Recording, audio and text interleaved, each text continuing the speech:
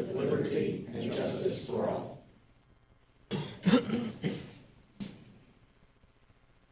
Anybody have a motion for the minutes of the last meeting? I make a motion that we pass the minutes from the last meeting. We have a motion. Do we have a second? Second it.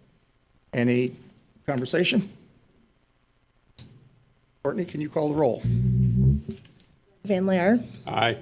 Nancy Levitt, Here. Tom Pato, Aye. Winters, Aye. and Chris Gerald. Aye. Okay, the motion's passed.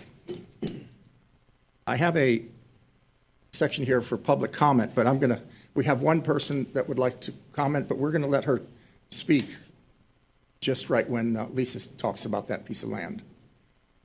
So we'll go on to the meeting. First on the agenda is the president's address. Well, what I wanted to talk about was the problem with the coronavirus, and what I thought is maybe a little bit of talk now might save something later. And I've got the fire department and one other division that wants to speak to tell us about what they're doing.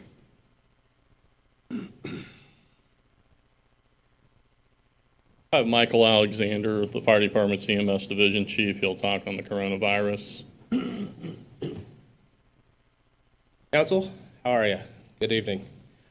Just kind of wanted to, as Chief Roberts had addressed, I kind of got tapped with coming up with some information, and as soon as I got the tap for this, my email box filled full of information, so it's been great.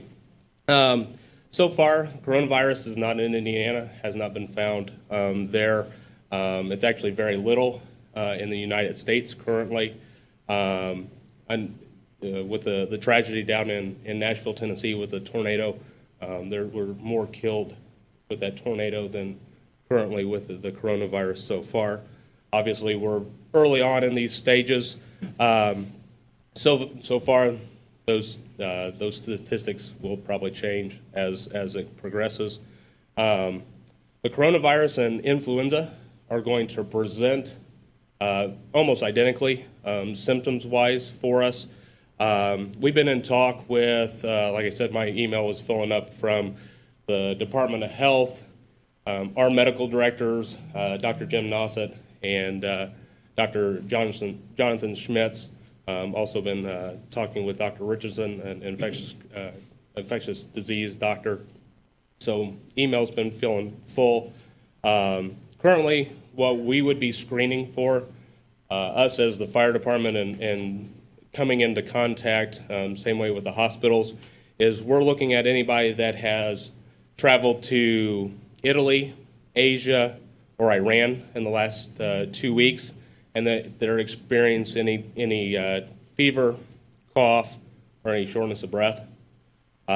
Anybody that has been exposed, someone that has been diagnosed with that coronavirus, or anybody that has been exposed to somebody that has been ill with a febrile respiratory illness that has traveled to Asia, Italy, or Iran in the past month. Currently, persons with fever and respiratory issues are highly unlikely to be coronavirus in our area. Most of the time that's going to be flu or some other type of virus. And they're being handled like the flu. The highest risk patients are our extreme of age, so our very young and our very old are most susceptible to that. Good hand washing, good hygiene is the way we're going to try to keep this from spreading. Covering our mouths when we cough and sneeze, and just staying home when you're sick. I know we've all been guilty. I know I've been guilty of coming to work sick. No cure at this point in time. None of the antivirals, antibiotics are being prescribed for this at this point in time. It's just supportive care, fluids, rest. As we were learning today at our audit review, a lot of, if somebody does come up positive for this, they're actually going to be sent home and quarantined at home. So they're not going to be in the ICU, unless they're of those extreme ages. As I was looking right before I came in, looking at our cleaning supplies at the firehouse, most common cleaning supplies will kill this virus. It actually, the coronavirus is on the list there. So if you're concerned, I was looking at Lysol, so it was going to handle that. Really, the best sources of information as far as statistics and what can be done. Indiana Health Department has an absolute excellent website, and the CDC is kind of the big sources right now. Do you have test kits? Or is No. it too soon? We would not test for it. Yeah, okay. Whereas, as for us in the EMS realm, what we're going to do is we're going to run down that screening, those 3 questions, and then we would add that to, do you have the fever? Do you have the cough? Those types of things. And if for us, then that would, if those are yes for both of those, we would put those together, and then we would do our standard precautions just like a flu patient. So we're going to treat this as the flu. We'll put a mask on the patient, maybe a mask on us if we needed, those types of things. But as far as testing in our realm, that's not something that EMS does. The test would come from the hospital. Sure. So if this really got going, do you guys have thoughts of a reserve police force or reserve fire department? Or just say we had to seal off the town? I know this is going way out the other side, but just thinking about that. Yeah, we're working closely with Hendricks Regional Health and the Health Department. And so we're having weekly meetings on this. Yes? And so any new information that comes out, I will update the council on this. You have a website? The state of Indiana, the Health Department, and the CDC, those are the websites that we're getting our information from, and Dr. Richardson and Dr. Nassett. Okay. Anybody? I have a question. So you said there's no cases in Indiana. I know there's no confirmed cases, but I thought I heard in the news the other day that there was perhaps a Carmel Clay teacher who had returned from somewhere, probably one of those countries, and she self-quarantined. So I don't know if you had any comment on that, but how does one come out of that? Do they have to go through a testing process? And then I presume also in certain cases, the quarantine is required or it's a forced situation? So far, I can't speak to the Carmel teacher. Okay. Anything that I could speak to would be just completely anecdotal. Sure. At that point in time. Right now, everything is a voluntary quarantine. As far as that's concerned, if they put them on there's self-quarantine, it sounds like, their physician, or if they have even seen a physician, didn't force them to do that. So that is really patient dependent and very specific on that course of treatment and that course of action. But you said that all quarantine at this point is voluntary? Is that even if there's a confirmed case of this virus? As far as I know, what we're being told is it would be, like I said, they're going to send these folks home, and unless we're going to post police officers outside, people can be free to come and go as they please until a law enforcement agency would get involved or something like that. Not to be too conspiratorial, but if it presents itself very similar to the flu, and I don't like my neighbor, I could call the police and say, hey, lock this person up. They've got the flu. So how are they making that distinction, I guess? But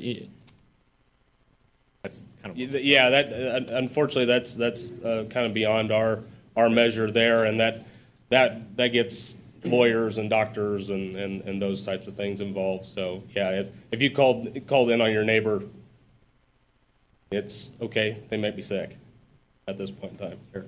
Okay. Thank you. All right, thank you. Thank you. Next on the agenda, ordinance 4/2020, zoning amendment. Lisa. Now, Lisa, we have a speak. Would you like her to speak now? you like to come on? Or you want her to finish? Okay. Okay, you can speak right after she's done. Okay, no problem. Go ahead, Lisa. Okay, so on February 10th, the Plan Commission heard ordinance number 4, which is a rezone on 1200 Sycamore Lane. This property was currently a church. And if you would take Terry Kirtley Road, you tee right into the property, so I'm sure you're familiar where it's at. They are asking to rezone from an R2C to an OD office district. Surrounding their property to the south, and there is some to the west that is OD now, currently. So they are asking to do this. They have a facility, and she can speak more about this. They do, it's going to be mostly offices, but they do some therapy inside the building. Their plan is to do just a little bit of renovation, just clean it up and whatnot. But we did have some remonstrators at the meeting. I can't really say they were necessarily against it, but they had some concerns of trash on the property and some other things. And the petitioner's attorney spoke to that by stating it's been a rental property, and that's probably the reason for trash, and it's been vacant for so long. There was also discussion about drainage to the rear of the property. Jerry Crisp, there's like some kind of a force main at the north end, and he offered to assist in any kind of drainage problems that there might be. But the Plan Commission is sending a favorable recommendation. They also did give a list of restricted uses, and I think I included that in your packet. So those would be the uses that would not be allowed in that district. So if you have any other questions, I'd be happy to answer those, or if you want to have the petitioner come on up up. and she can tell you a little bit about the facility. Thank you. Hi, my name is Sandra Miller, and I own a company called Miller and Associates. We do therapy all over the state of Indiana. We would like to take the church and have it rezoned as an office building. It would primarily be primarily be office staff that would be in the building. We might do some counseling and a few other minor therapies, but that would be it. There's not going to be, I think, the biggest concern that the individuals who came to the meeting, the zoning meeting, they were concerned because they didn't know what it was going to be, what kind of company was going to come into it. And for good reason, you don't want a kennel in your backyard. You don't want a veterinary place in your backyard. You don't want a bar in your backyard. So I think that resolved a lot of those issues by putting a list. We basically listed, said, a restaurant with or without alcohol, a restaurant, we had a whole list of things that we said, no, we won't do any of those things if it is rezoned as an office, so. Did your group purchase the? No, we building have from- not, because really we can't purchase it until it's rezoned, I because understand. I Okay. can't do anything with Okay. it if it's I- not I rezoned. so. Completely understand. Yeah. Okay, all right, thank you. Okay, I think it's a good idea. I know the property. I think for somebody to own it, they would take care of it. Yeah, and we would. So what's the pleasure of you guys? Do you want to vote today and suspend the rules? Do I have any motion to suspend the rules? I'd make a motion to suspend the rules. Have a second? Second. Courtney, you want to take the vote? Greg Van Laer, Aye. Nancy Levitt. Aye. Tom Pato, Aye. David Winters, Aye. Chris Gerald. Aye. The rules have been suspended. Now, do I have a motion to pass this? Ordinance 4, 2020, zoning amendment. Sorry, yeah. I move that we pass ordinance 4, 2020 zoning amendment. Second. Courtney, you want to take a, Greg Van Laer, Aye. Nancy Levitt. Aye. Tom Pato, aye. David Winters, Aye. Chris Gerald. Aye. It's been voted on and passed. Thank you. Thank you Enjoy so your much. I really business. appreciate it. I'm really looking forward to being able to move into your We're community. looking forward to seeing you in the town. All right, Community. all right. Thank you so much.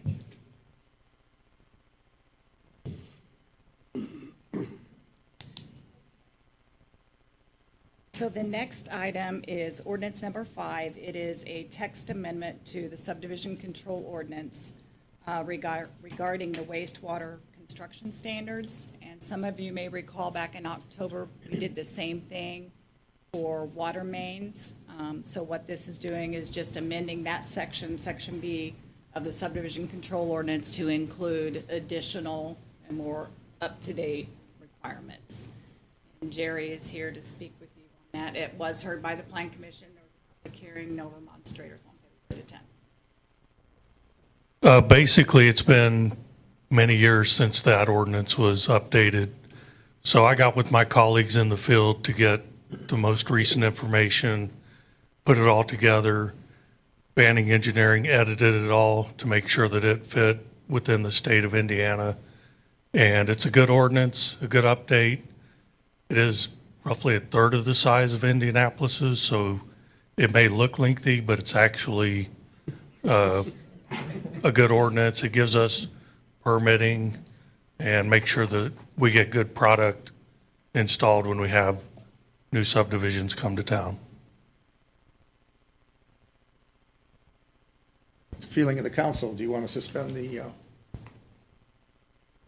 I guess I have a quick question. In last meeting, we had MS Consultants in, and through their, I'll say, things that we may have them do as a council, I mean, taking a look at like, especially when it comes to subdivisions and our criteria for those subdivisions to come in, is that something that they would look at also, or is that?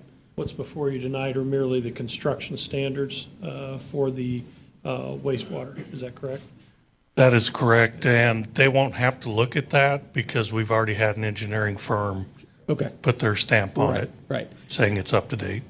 So do we also need to, I guess what I'm maybe also saying is, do we need to also look at some of the other ordinances for the, I'll say, the organization and creation of those subdivisions and certain standards that would have to be Yes, met? And, yeah, just to follow up on that, we are looking to, in the future, try to amend the subdivision control ordinance or create a new ordinance because it's very old and it's just really behind.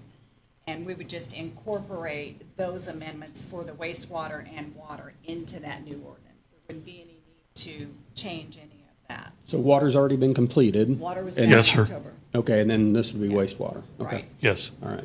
What we were discussing the other day is more on our comprehensive plan. Okay. Which hasn't been redone since I think we agreed is 1999. Does that sound right? 98, 98. 99. That's what we're looking at, Okay. is trying to rebuild that. Okay, all right, thank you. Yes, sir. it's the feeling of the council? Do you want to suspend the rules and vote?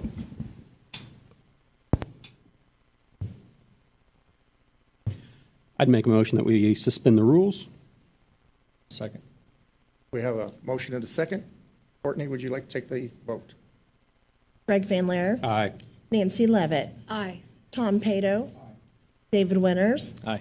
Chris Gerald. Aye. Okay, it's passed.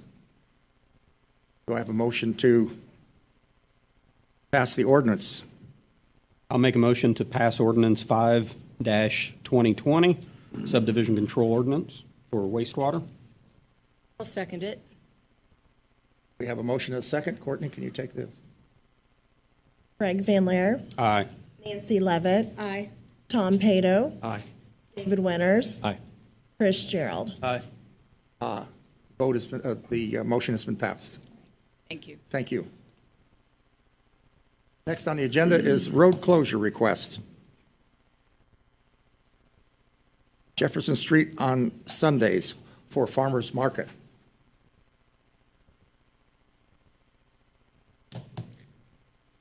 Good evening, I'm back. So last time I was here, we talked about closing the west side of the square. You had proposed closing the east side of the square. And so I went back to the farmers market people, and they had requested to stay on the west side of the square for shade purposes. They said that they seem to have it worked out who's where and that kind of a thing, and it's much easier for them. However, they said they're at your will, so whichever side of the square you would like them on is the one that they will set up on. How many years has that been going? Ever since I've been here, 10 years? Say around 10. All right, So- been there a long time. And it is Saturday. It is Saturday, yes, it is. So, Do we have Saturday or Sunday? Saturday, okay. It says Saturday, but Okay, what's the feeling of the Sunday was council? mentioned, so. yeah. Yep, Saturday. Do I have a motion to approve? Do I move that we approve the road closure request for the Chamber of Commerce. I have a second? Second. Courtney, can you take the roll call? Greg Van Laer. Aye. Nancy Levitt. Aye. Tom Pato. Aye. David Winters. Aye. Chris Gerald. Aye. Motion has been passed. Enjoy your market.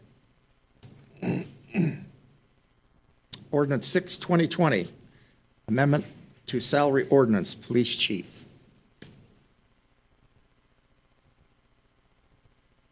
Mr. President, council members, come before you tonight to present an ordinance to amend the salary ordinance to provide a stipend for the position of detective.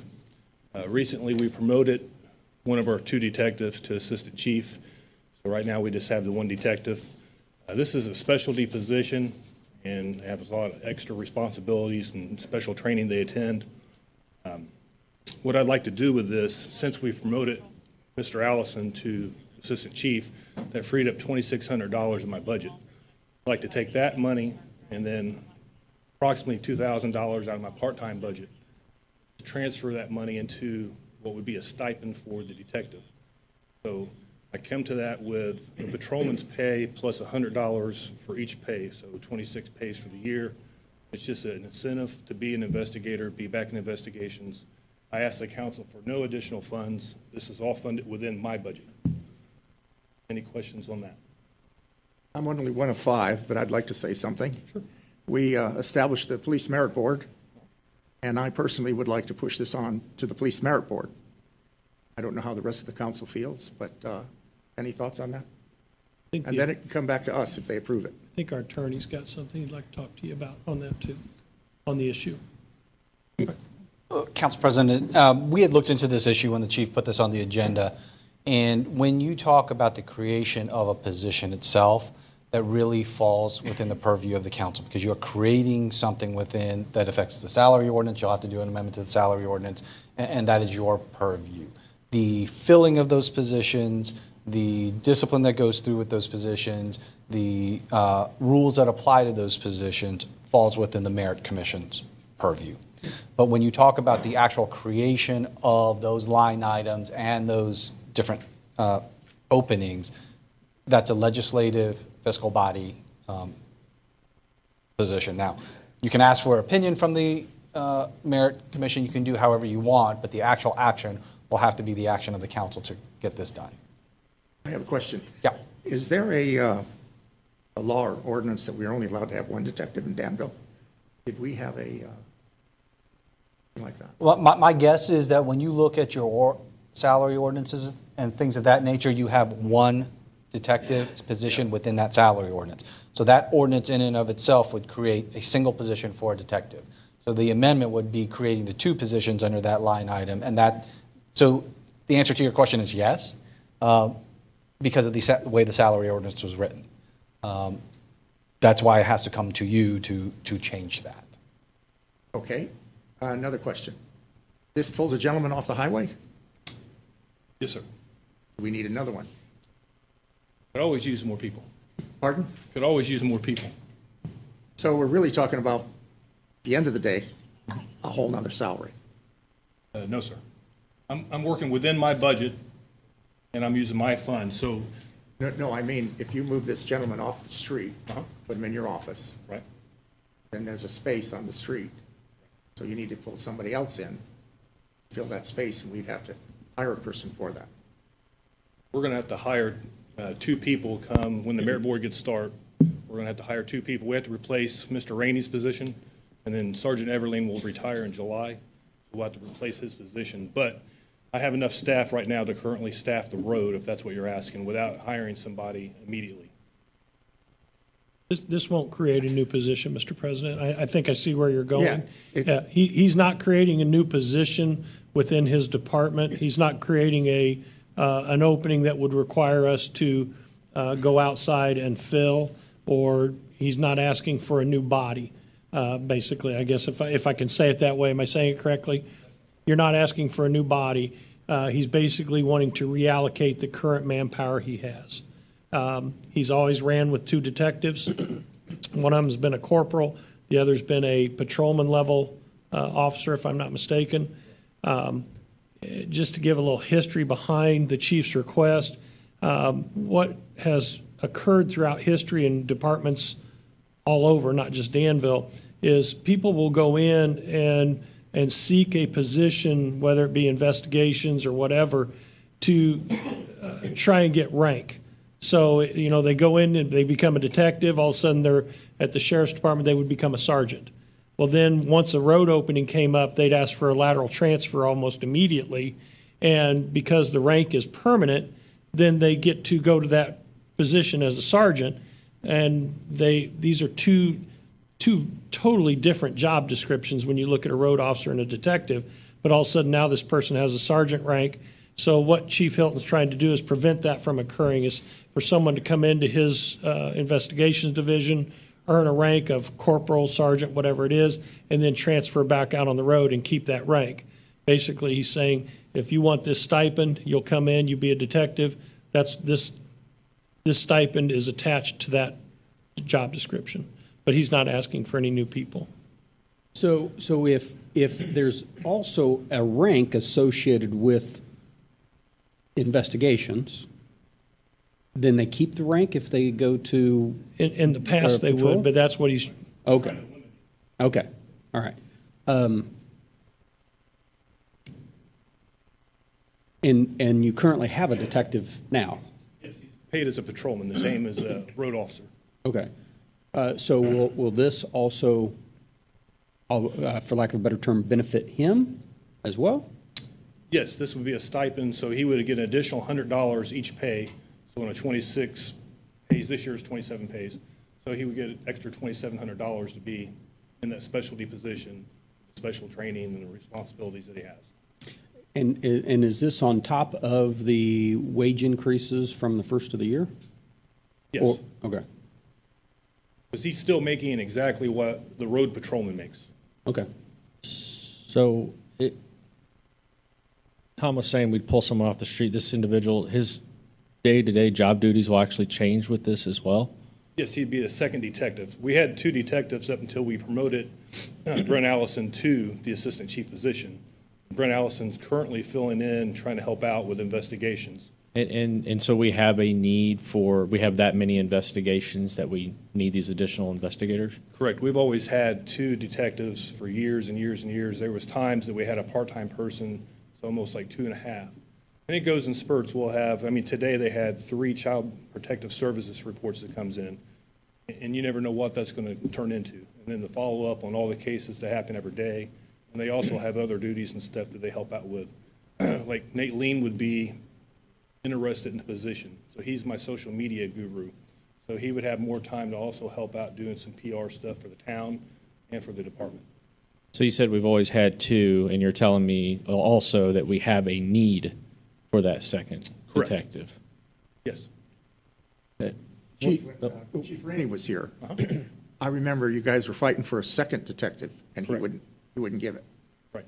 So that means at that time, we only had 1 detective, We had the 1, yes. and that wasn't too long ago. But prior to that, did you have 2? We had 2 prior to that, yes. I'm inclined to go along with the chief's recommendation because of the size of our town. I think 1 detective seems like not enough. Yeah. So, sorry, I didn't mean to interrupt. That's all right. Had another question pop in my head. So, the caseload, is there a way, like Plainfield, Brownsburg, Avon, I know they're different sized towns, different sized departments, but, what's typical, so many caseloads per detective? What's that ratio? So as the Typically. cases come in, they would split the work. It'd be 50/50. So if there's 10 cases to review, they would just split it in 5/5. And each case could take longer amount of time, shorter amount of time. Depends on the case. So, I don't think he was asking that question. no, that's not what I was asking. So let me say it differently. In a typical year, how many cases do you have that require the work of a detective? And I know that's not I would have to get back to you on that one. yeah. okay. Yeah, I could. Because if you have, let's just use another town, let's say Brownsburg has 3 detectives and they have 100 cases a year, and that works perfectly for them. That's 33 per detective. If we have 20 cases a year and we have 1 detective, using that example, which I know is fake numbers, we would have enough coverage in that area. So if we only have 20 cases and we have 2 detectives, then maybe we've got too many. So I guess that's where I'm going with that. Our caseload is usually right around, it's been what, 40, 50 a month? So they're Okay. reviewing every single case that comes in. Not all of them need follow-up, but they do help in the review process to see if there is follow-up needed or if there's any extra supplements needed done to the case. That's where they take over that. The road officers strictly deal with the road. They go out to the initial run, take the report, and then it's for the detectives to do the follow-up on the case. The sheriff's department, Brownsburg, Plainfield, they probably all have 6 to 10 different detectives. I mean, every agency, Nancy's worked for Drug Task Force. I mean, just with the Drug Task Force, there was probably, 4 or 5 assigned at any given yes. time. They were all detectives. So it just depends. So back about taking a gentleman off, a police officer off the street, Uh-huh. you were going to reorganize. Would that reorganize entail overtime? See, what I'm trying to get at is the money that we're spending. Sure. And having people on the street, I think, is really good for everybody. And when you start taking people off the street, need people to go back on the street. So back again to the cost of that. So we're voting for this little part, but we're still bringing in an extra cost over here. So far, year-to-date, our overtime budgets, we've used hardly any of it. Our part-time budget, we've used hardly any of it. We're doing really well on our part-time and overtime budget. Right, just because we have an overtime budget doesn't mean we have to use it. Correct. But, so that's what I'm getting at. All right, I think I have enough. Anybody else? I just was going to ask a quick question about the part-time position, and I think you mostly answered that, but, so are we currently running with any part-time We have officers? one part-time officer. I had to wait till we have a merit board set before I can entertain trying to get more part-time officers. Okay, all right. So we're good in that fund and everything? So- Yes. Okay, all right, thanks. I did check with Mrs. Piercy. She did advise that there's sufficient funds to honor his request. So right now, the way it stands, we're using a part-time officer. We have one part-time officer. He's probably worked 20 hours this year, maybe, total. So we really need, we need more than one person on the street if we take this one off. We have coverage right now, and we're fine on coverage. Thank you. All right. What's the feeling of the council?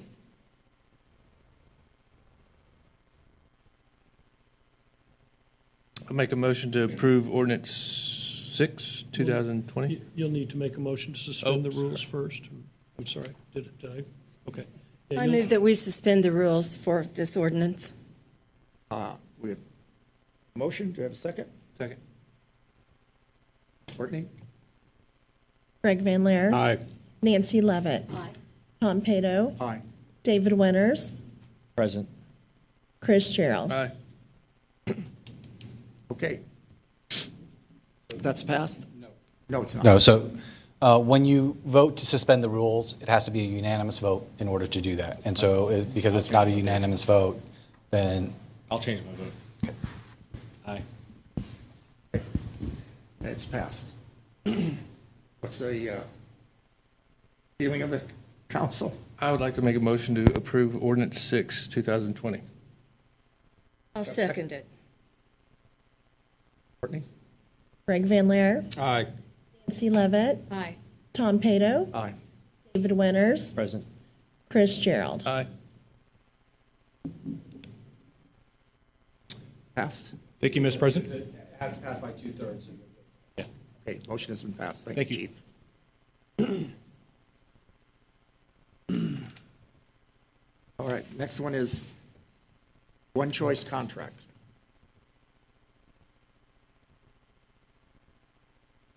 I come before you tonight seeking forgiveness. Apparently, around the first of the year, I signed this contract and wasn't aware that I was ineligible to sign it. So it's before you again tonight. We've had several exchanges between One Choice's attorneys and our attorneys. I believe that everything is satisfactory at this point. There's been all the amendments that were requested by both sides, and so the contract comes before you tonight. Probably the biggest difference, other than the wording that's all been changed, is to make these changes. One Choice asked for a 3-year contract. In speaking with Will and the IT committee, we don't have an issue with that. The projects we have going right now, it would be concerning to us to switch, only because it's kind of the adage of switching horses in midstream. They know our projects that we have going on. They're familiar with the goals that we have, and so that's why we thought that 3-year was okay. We were good with that. So before you tonight is the contract. It still has my name on there. So basically what it would require is that you would need to advise me by vote to sign this contract for approval. Any thoughts on council? Did I hear you right? You said that because of the changes that were made to the contract, it jumped from a 1-year to a 3-year? It jumped from a 2-year to a 2-year to a 3-year. 3-year. Yes, sir. Yeah, and the reason being is One Choice was taking some greater risks, so they asked that they be afforded an extra year because of the risk that they're taking due to the wording that was changed. I have a couple other questions. So I was going to ask these at the last meeting, No but then we worries. tabled it. Yeah. So in an August work study, obviously different council, there was a pretty lengthy discussion about the contract. The concern at the time was that we were being charged more than what was in the contract, and so there was also discussion about possibly bringing someone in-house to do some of our IT work. The other, so my first question is, are we at a comfort level with that? Did those concerns get resolved? And then the second question is, it was I believe a consensus of the council at the time that it was a wise move to send out RFPs to ensure that, we're getting, one, the service that we need, which One Choice is doing a great job, but to make sure we get the service we need and at the price that we can afford. And so my question is a follow-up to that, whatever happened with those two issues? I'm going to have to bring Will in on this one because Will. Will's in charge of our IT committee. Some of it was just lack of knowledge. So we don't have one IT funnel. So we were grabbing from other places, and each department has projects inside there. So when you bundle them all together, it looks like this big item, but really there's a lot of pieces to those items. They also service our phones too, which is like $20-some thousand of that contract, which is actually a separate item. And we're really trying to we were all kind of in our own silos, and we're bringing everybody back to the mothership to try to work together and save money as a team. Okay. So if you really break this out from what we were before, we were probably paying more. It's just you see it in one pile this time. So you were paying more than what's in this contract? Yeah, because we were all doing our own things. Like I was spending money on different things, other departments. And a lot of it our problems were we each were doing our own things. So then when you buy a computer that's not following standards, it makes it a lot harder to fix it when the company comes in and then you're paying more money. So our goal was bring them all in-house, set those standards. And One Choice has helped us a lot with that, and the IT committee has been really good at that. We've got some pretty heavy projects that we've been taking on. And, I mean, really, we sat in the group as a consensus in the IT community, and every single one of us wanted to move forward, which is a rarity that would happen with One Choice. And that's why we kind of pushed the One Choice forward, is because we were all really happy, and we, it's been a good relationship so far. Okay. And So if I hear you right, sometime maybe after that work study, you guys did a little more homework or whatever, and then you got to a comfort level and you decided at that point there was no reason for the RFP yeah, option. Okay. and to change what we built now, our monster is big bigger. change, yeah. So it would take probably a year just Okay. to actually make some sort of change. Sure. So. Okay, thank you. I too was concerned what Dave was saying, what happened since now and then. That was a good explanation. I understand now. All right. Anything else from the council? What's the feeling of the council? A motion to approve this? I'll make a motion to approve it. Do we have a second?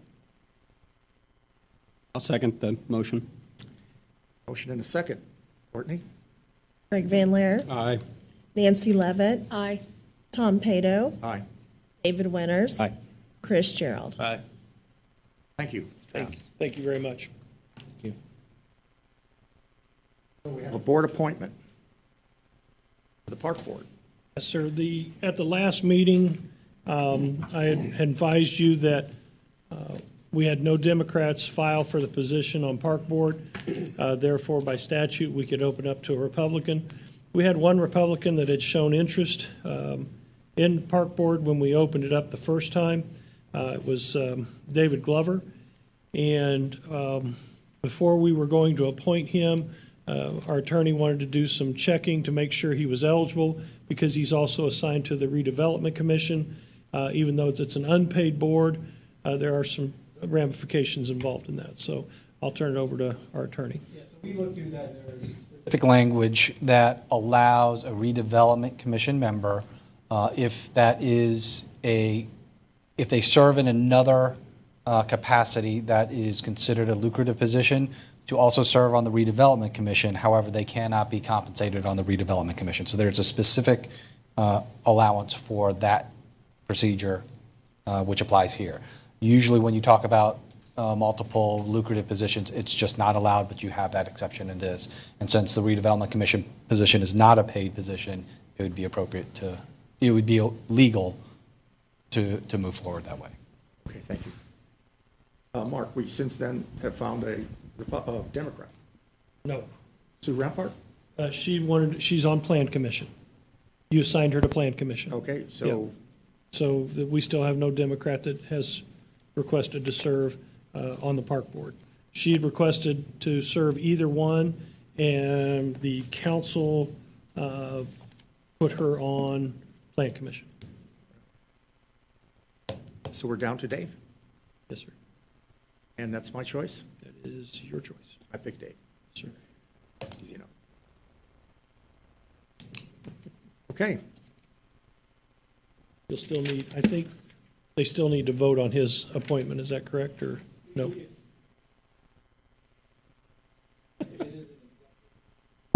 If it is an executive position or an appointment, then the executive just takes action on it. So I think it's fine. Just want to make sure. Thank you. all right. Staff and council comments. Mark? I will be preparing the new council procedures packet for you all.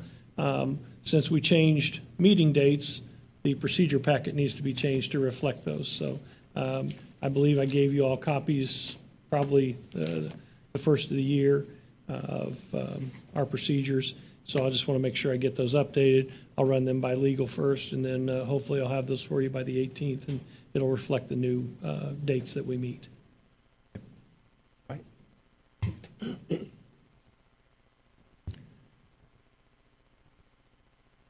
Van Leer? I had a hardware malfunction, so I'll be giving my regular update at the next meeting, hopefully. So, sorry. That's all. Be looking forward to that. Nancy? I have nothing. Okay. I have something about the retreat coming up. We've asked for MS consultants, is that what they are? Yes, sir. I think it's a little premature to get them there. All right, sir. I think what the town should do is look at making a comprehensive plan for the whole town. I know in the past, the other councils were looking at that, and it just got pushed back to the side, pushed back to the side. It's a big project. It'll probably take money from the host fund. But I think all the other towns have that, and that's how they go forward. And I think for us to go forward, we need to do that, to see where we're going. And then we can go out to tender for people like MS Consultants or somebody else. So what I'm saying is, we don't need MS Consultants for the retreat. And I'm going to ask you what we could look at. How do we need to go forward on a comprehensive plan for the town? That's kind of why we were bringing them in, was to help us design a comprehensive plan. That was going to be, they were going to look at what we had to see if they could assist us in building a new comprehensive plan. So they were going to do that. They were going to help us build a new comprehensive plan. Go ahead.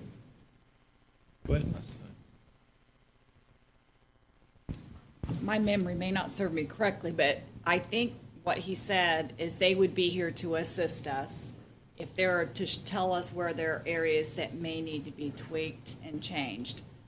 The contract did not include updating the comprehensive plan. It was basically just advice, so that we would have the ability to make updates if we chose to do that. All right, so let's do this. We don't need MS Consultants for the retreat. Let's talk about this comprehensive plan at the retreat. Okay. Dave? Yeah, I was hoping to get a score update, but just wanted to say good luck to the boys Danville basketball team. I know no one will see this until after the game is over, but go Warriors, and I have nothing else.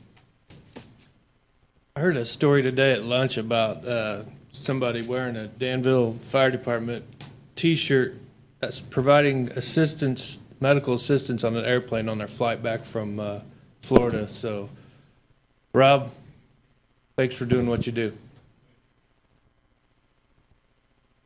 So that really happened. Do we have a hero?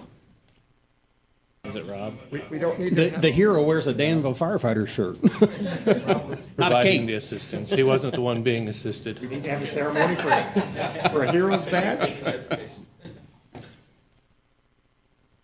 All right.